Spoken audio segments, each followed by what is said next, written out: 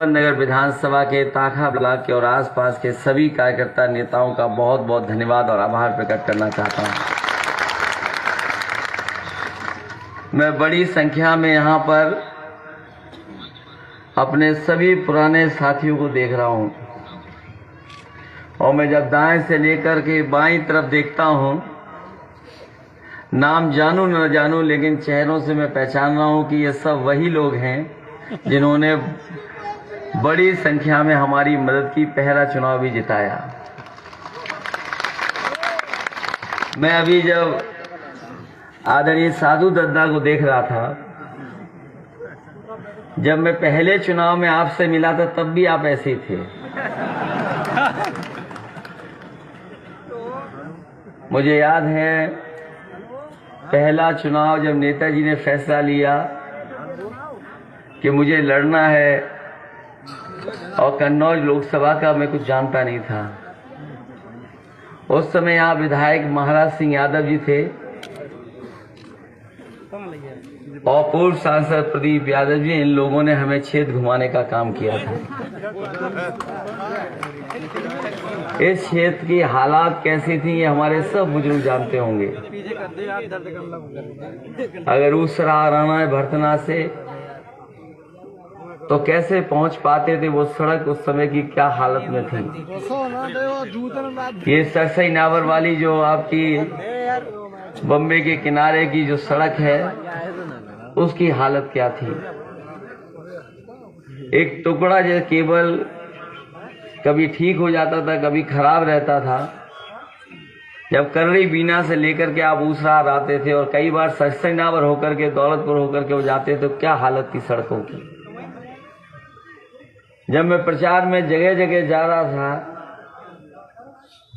तो भाषण कम दे पाते थे हम लोग, चलने में समय ज्यादा गुजरता था और कई ऐसे इलाके थे कई घंटों के बाद हम लोग वहां पहुंच पाते थे।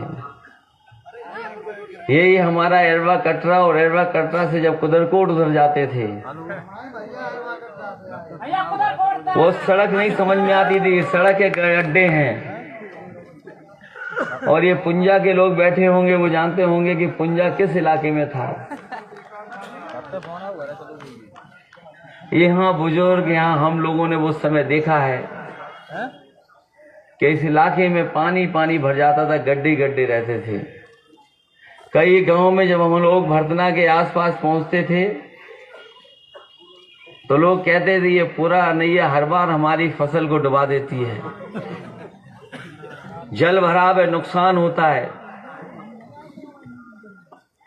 बड़ी मुश्किल से जब नेताजी मुख्यमंत्री बने थे तो ये सड़कें भी बनी थी और पुराना नैया नदी को खोदने का भी काम हुआ था। यहाँ के लोग नेताजी के संघर्षों से जुड़े लोग हैं और जिस मैदान में हम लोग आज बैठे हैं, कई राजनीतिक उथल पुथल इस मैदान ने देखी हैं, कई अच्छे समय भी देखे इस मैदान ने और कई पुराना समय कठिन वाला भी देखा है इस मैदान ने। इस मैदान में नेताजी भी बोले, हम समाजवादी लोग कई बार बोल चुके हैं। ये चुनाव बहुत विशेष परिस्थितियों में होने जा रहा है। आप लोगों ने नेताजी को नेताजी बनते देखा है। उनके संघर्ष के समय में आपने उनके साथ खड़े होकर के उनको आगे बढ़ाने का काम किया। हमें बहुत सारे ऐसे परिवार और बुजुर्ग जो समय समय पर हमें भी चंदा देते हैं। हमने कहा कि क्यों ये मदद कर रहे हो आप? बोले हम आज से मदद नहीं कर रहे आपकी। जब कभी चुनाव होता था हम लोग नेताजी की भी ऐसी मदद करते थे। यहाँ वो लोग हैं जिन्होंने नेताजी को चंदा दे करके मदद की हो, संघर्ष में रह करके लाठी खानी पड़ी हो, पीछे नहीं हटे और खराब से खराब समय देखा उस समय भी नेताजी का साथ नहीं छोड़ा। नेताजी के साथ दमकपा रही हो, जनता दल रहा हो, लोक दल रहा हो, जनता पार्टी रही हो और समाजवादी पार्टी बनी हो, यहाँ के लोगों ने नेताजी का इशारा देखा और नेताजी ने जहां इशारा कर दिया वहां पर यहाँ के लोगों ने एक एक वोट डाल करके प्रत्याशी को जिताया है। आज जब नेताजी नहीं है तो हम लोगों को बहुत सारी बातें उनकी याद हैं। हम तो घर परिवार के लोग हैं, सब बातें जानते हैं, कुछ और पारिवारिक बातें जानते हैं, लेकिन यहाँ के बुजुर्गों ने बहुत पुरानी पुरानी बातें उनकी अपने साथ सजा के रखी हैं। यहाँ के लोग उन्हें नेताजी को याद करते हैं। मुझे याद है जब नेताजी अस्पताल में थे, एक सुबह 6 बजे से लगातार फोन मिला रहा था कार्यकर्ता। मैं देख रहा था उसकी घंटी लगातार बज रही है, क्योंकि अक्सर वो फोन करता था और कुछ बात नहीं पूछता था, बस हालचाल लेकर के फोन बंद कर देता था। जब कई घंटियों के बाद मैंने फोन उठाया, मैंने कहा क्यों फोन कर रहे हो तुम? उसने कहा कि पूरे गांव के लोग बैठे हैं, वो जानना चाहते हैं कि नेताजी की तबीयत कैसी है, इसलिए मैं फोन मिला रहा हूं आपको। गांव के लोग चिंतित थे, जानना चाहते हैं नेताजी की तबीयत कैसी है और नेताजी का हालचाल ले रहे थे। छोटे कार्यकर्ता, बड़े नेता, सब लोग नेताजी को चाहते थे कि स्वस्थ हों, लेकिन कुछ चीजें हमारे और आपके बस में नहीं हैं। हम लोगों ने जितना अच्छा इलाज करा सकते थे, जितनी अच्छी दवाई हो सकती थी, वो सब कराया, लेकिन जब आईसीयू में चले गए और आईसीयू में चले गए तो हम लोग सेवा भी नहीं कर सकते थे। आखिरी में डॉक्टर ने कहा कि वो मिरेकल होगा, भगवान ही, हम लोग भगवान पे छोड़ते हैं। आज जब नेताजी हमारे बीच नहीं है, तब मैं आपसे निवेदन अपील करने आया हूं कि नेताजी को याद करके एक एक वोट समाजवादी पार्टी के निशान पे डालने का काम करना है। और जो नेताजी को जानते थे, वो नेताजी अलग तरह के नेता थे।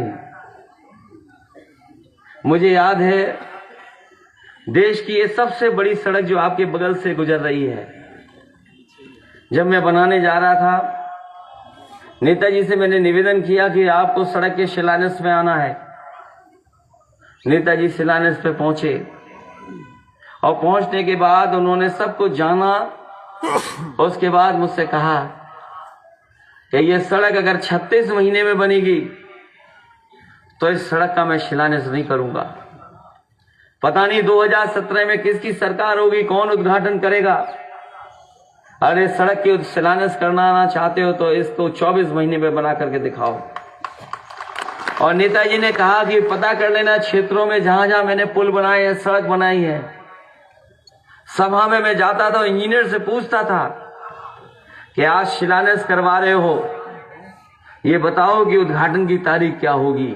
और जब उद्घाटन की तारीख तय हो जाती थी तब मैं पुल या सड़क का शिलान्यास करता था।